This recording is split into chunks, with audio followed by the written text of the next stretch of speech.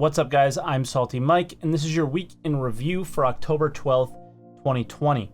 We have a lot to get through, but before we do, make sure if you guys enjoy this video, we put a lot of work into it, you hit the like button, you subscribe if you do enjoy it, and leave a comment below on anything we discuss. And also, we are going to talk about something that you probably saw in the thumbnail. Star Citizen is giving away these helmets for in-game challenges. I'll be doing those on my live stream throughout the week, so make sure you check out my live stream at twitch.tv/SaltEMike. All right, let's just jump into it now. We have patch notes updates. 3.11 went live in the past week. It's basically the same as the PTU patch notes that we checked out, so nothing really worth noting here. I mean, the obvious big ticket things are the 100i is now 100i, 125a, and 135c. There's inventory improvements, improved throw, new FPS weapons, planetary looks are better, prison escape changes, armistice changes, and cargo decks.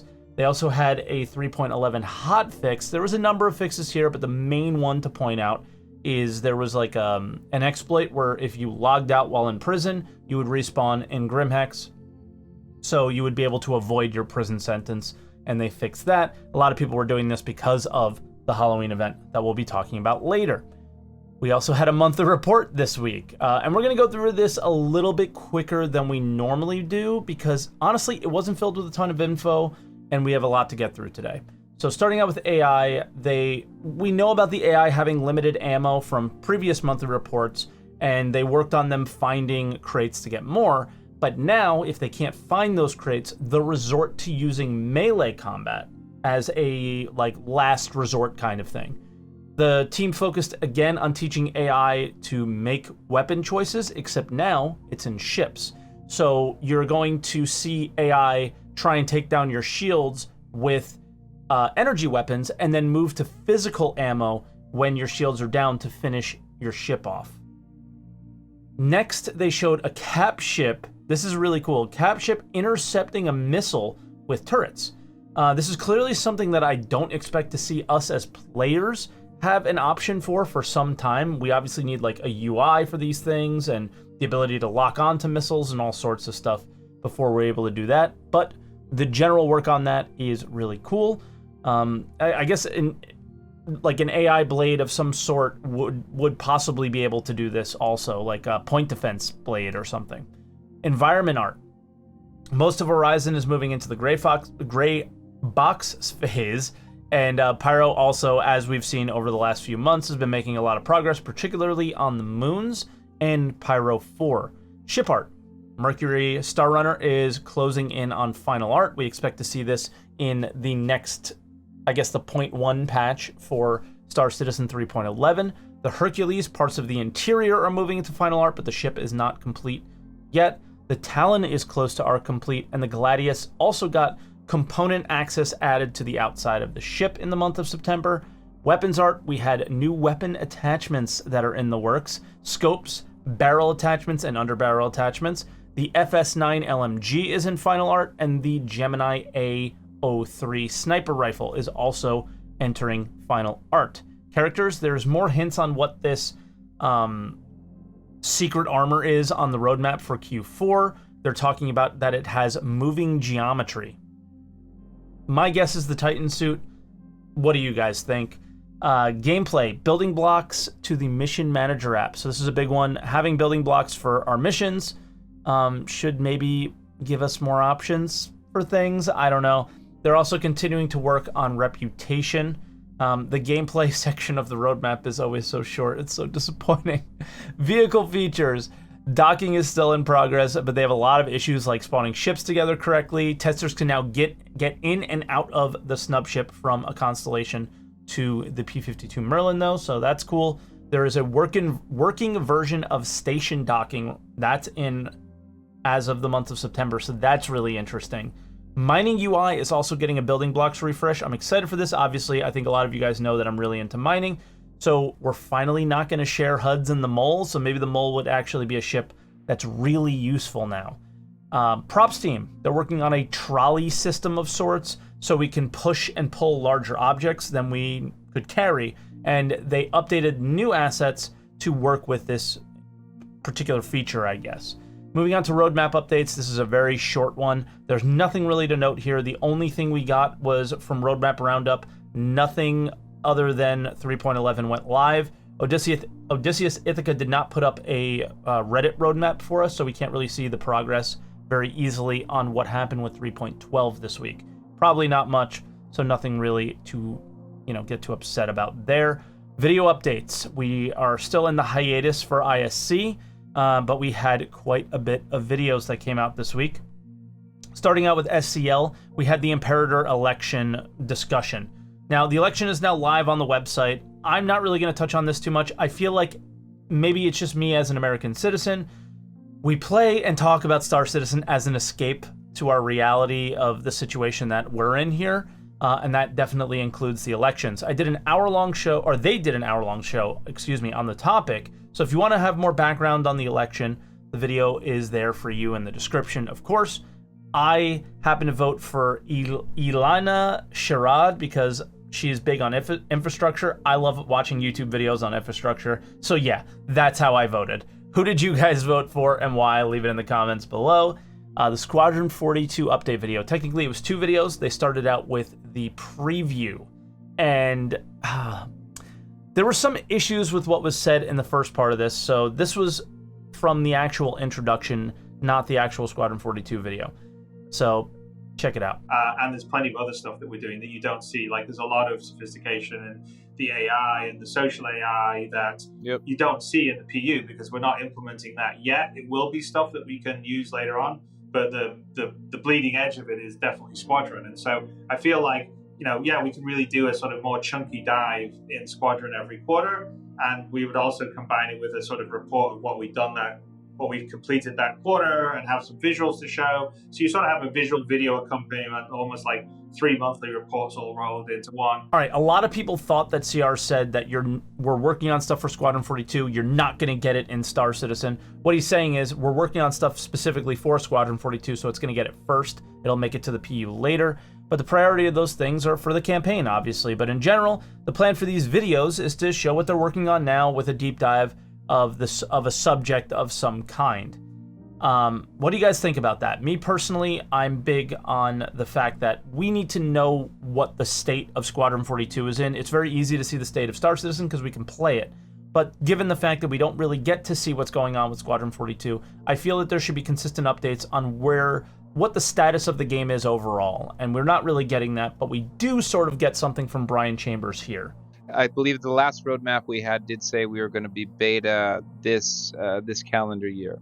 We will not be beta this calendar year. That's one thing that I absolutely know.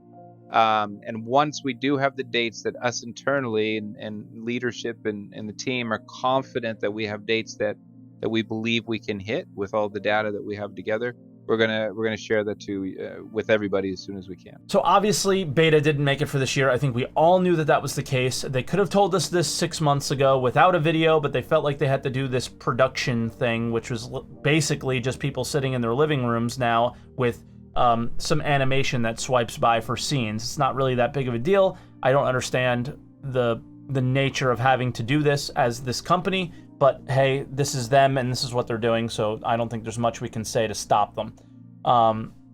But for me, this is kind of where the videos can stop, right? They gave us the update on the beta. It's not there. They need more work. Let me know where it's at and move on, Now to the actual video. They started out with the Asiato, I guess, dish deep dive. So they basically showed a lot of art on it and how it worked. Nothing really of super note to add here to it other than I don't want to show too much because I know there are people that don't want to see anything from Squadron 42. So, even stuff like this would feel spoilery to them, and I understand that. They also did conversation interruption tech. They did a little deep dive into that. I thought this was actually pretty cool, so feel free to check out some of the stuff they showed here. Completely rebuilt afterwards. Lieutenant! Congrats on the big first mission. Exciting stuff. Lieutenant, you alright? Right, where was I? It must be great to finally feel like a real pilot. And not that you weren't a real pilot before, but now you've actually done something without, well, blowing up. Never mind, I guess.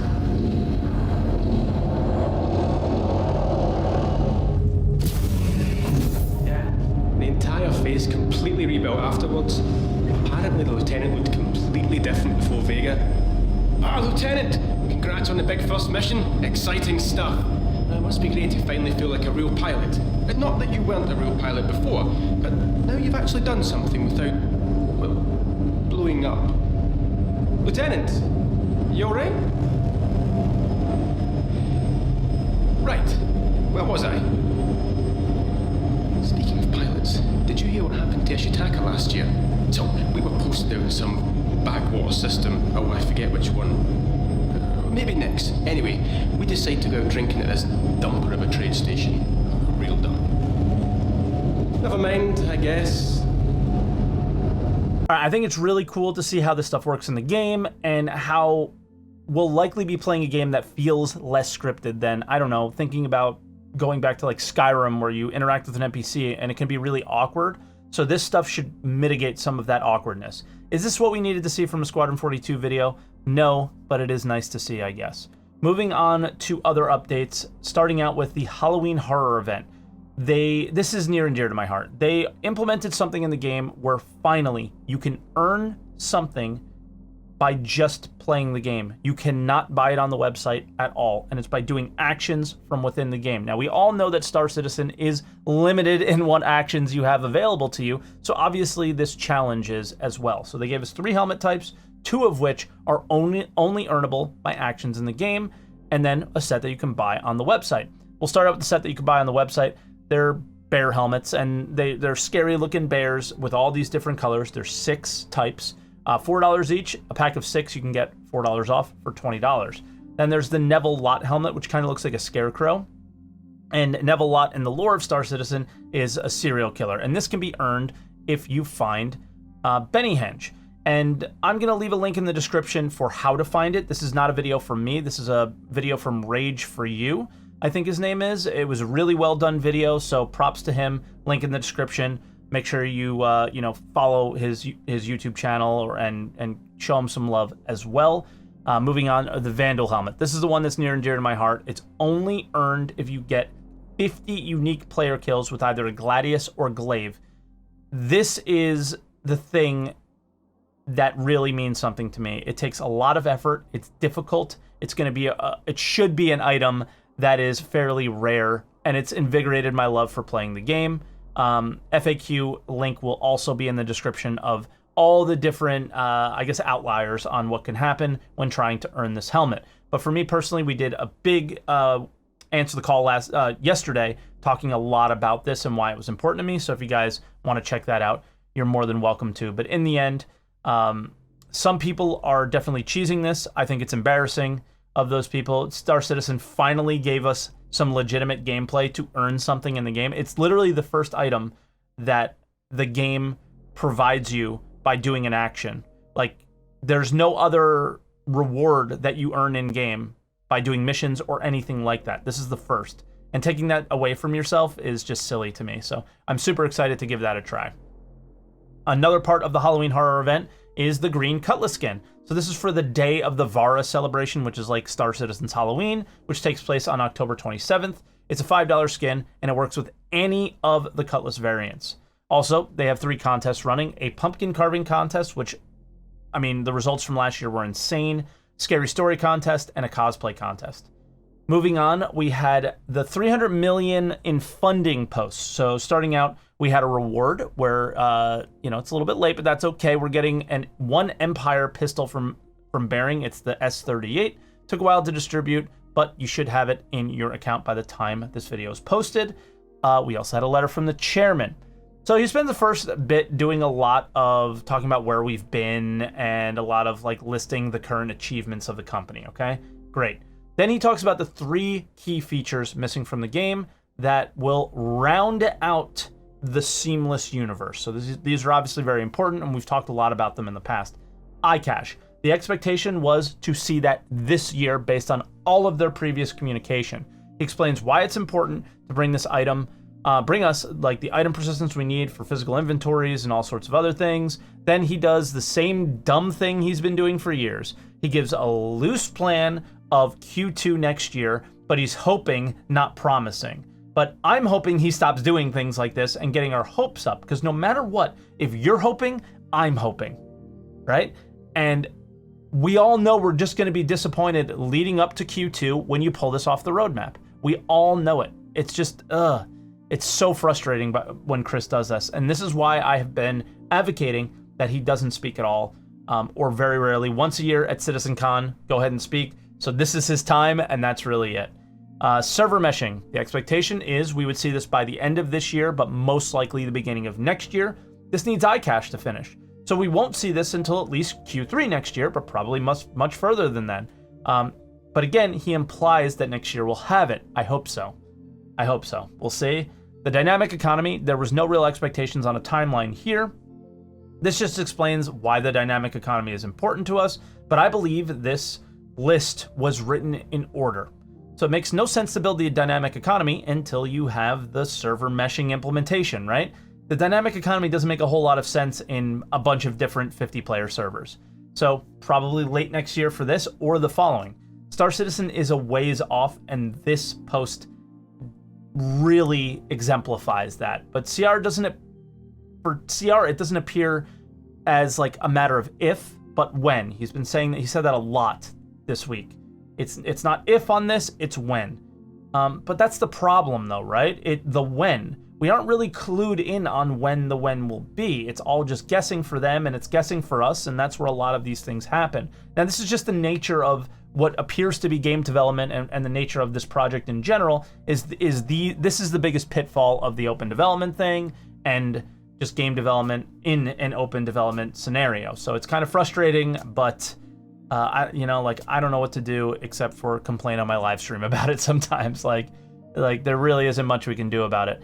Next, we had the Ask Me Anything recap post. This was with Chris Roberts, Tony Z, and Todd Pappy. We started out with Theaters of War. We got a one-sentence update on Theaters of War, which was essentially a non-update. This is not good at all. Theaters of War stopped getting support before we even got to play it, and it would die out of interest, and then they would stop supporting it. That's kind of frustrating, but that's what it feels like. It feels like it's not getting support. So I hope it gets a decent update where we can hear about like what kind of support it's been getting, how's the progress going, things like that. But as of right now, a very non-update for it. Death of a Spaceman update. This one's really interesting. There's going to be a Calling All Devs episode coming up on this. So it seems like some of the plans might have changed just a tad. And because the whole thing is if Death of a Spaceman is still a thing, exactly how it was posted in the post, he would just point to that post, right? So again, he also implies that we'll be getting medical gameplay in, that's like 9 months away. So, their track record for their roadmaps 9 months away have not been very good, but there goes Chris being Chris again. So, we'll have to see what happens with that. Computer blades. So for this image, I had to legitimately zoom out so far to fit these in. So I'm sorry if you need a magnifying glass to see them, but this is all clearly stuff that they just discussed. And, because very clearly based on the descriptions, they're very limited in design ideas and how this stuff will work. So I think a lot of these things, once they become in the game, there's going to be a lot more detail on what happens, as well as what pitfalls or problems they ran into with the implementation of some of these blades.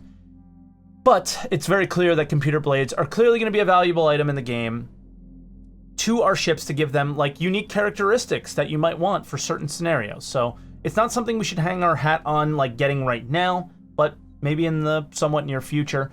Quantum. Building blocks is clearly a blocker here. As we know, they're moving through the game every quarter. More stuff is converted, and Quantum, since it's not really moving along that quickly, it's not really necessary to move that to building blocks just yet. But they're also optimizing the simulation. They had 100,000 Quanta in a system, but it only feels like they need about 10,000 to get what they want out of the system in general. When we see this, we'll expect to see fuel, repair, and service beacons be the first to get dynamic updates. Then there's this. This was the most frustrating thing about the post, was the pledge response. So someone calls CR out on what is the pledge, and this is something the company gave to us a long time ago to say, this is our pledge to you guys, the backers, and how we will treat you. And personally, I feel like the only thing that they aren't really meeting there is spending money on public relations. It's very clearly something that's happening now. It's incredibly obvious that the company and its communications has been taken over by some LA marketing company or marketing type person that just doesn't get the unique nature of the project and this community in general. We're very different. The expectations created around this project are different than any other. And it very much feels like I'm being marketed to now, and I'm commercialized rather than a community-based project, right? So, while being a bit rude, the original poster wants to know the state of Squadron 42, very similar to the way I do. It should just be in beta now, so what's up, right? Like, you just asked that. And CR gives him a bit of a condescending response, and this is where I take issue with him. CR clearly has no empathy for the people in our position, right? He sees the project through his eyes, which he knows all the moving parts and everything that's going on. But what he needs to do, especially when interacting with us, is understand our position. Our position is, I gave you thousands or hundreds or tens of dollars years ago. And I don't feel like I'm being treated with the respect I deserve by continuing to be commoditized rather than being a part of the community, right? And that's where I think the problem is he straight up just says Squadron 42 will be done when it's done. And yes, while that's true, and we all understand that, and that's actually what we pledged our money for, that's not something you should say to somebody who's clearly upset about the timeline of things and the lack of communication on things. That's not the way you communicate, because Squadron 42 will be done when it's done. But where is it now? Because Chris still hasn't answered that question, right? Well, all we know is it won't meet beta this year. At this point, turning the communication into some sort of SCL type show is nothing but a distraction. To the fact that the game is not in a beta state, and it's likely not even close. We all just have to guess. The fact that the community has to guess where the project is the problem, guys. That's the problem, Chris. And if you're listening to this, which I doubt you are, that's the problem. And that's where I feel you lack empathy for us and our position. I think you see the project from your point of view, but you have to see it from ours. And I don't think you're doing a good enough job of understanding that. A simple, we're nearing beta, or we have a lot more to do before we get to beta, and these are some of those things, is what we really need. So, yeah, pretty frustrating. Then he also touches on Pyro and server meshing, or there was a question on Pyro and server meshing. Pyro's not coming before meshing, and that's what a lot of people have been commenting on my Twitch and YouTube comments. And I've told you were wrong this entire time. It was very obvious that you were wrong, but there you go. Disclaimer, check this link out in the description because there's a lot more questions and answers in this thread, but we only touched on a few things for the timing of this. We're already far past the length of what a normal show would be, and we're not even close to being done. I guess we are pretty close to being done. The last thing, I just looked at the doc and we're on the last thing. The birthday digital goodie pack. This is a really cool looking flight suit and helmet that you should have in 3.11 now, as well as an iridescent pistol that you have in 3.11, and a green Pico. So we just don't know when we'll get this because it's not something you can just like buy in the game. It's something they have to give to us. It's weird, but we don't have it yet. Yeah, so that'll kind of do it. This was what CitizenCon should have been this week, right? I should have been in LA with my wife, enjoying hanging out with the community and having fun, and we can't. So this was their answer to that. I'm not sure how I feel, if it was appropriate or acceptable. To me, I would say there was a lot of hot air this week on what's happening with the project. It's a lot of, we're imagining this, or we're gonna do that, and it's not a lot of like solid stuff. But yeah, I mean, overall, I'm super, super happy with the Halloween horror event. I think like the idea of, like, seriously, last week my thumbnail was 3.11 is boring. This week, these helmets changed everything, is basically what I think the thumbnail will be. I haven't made it yet.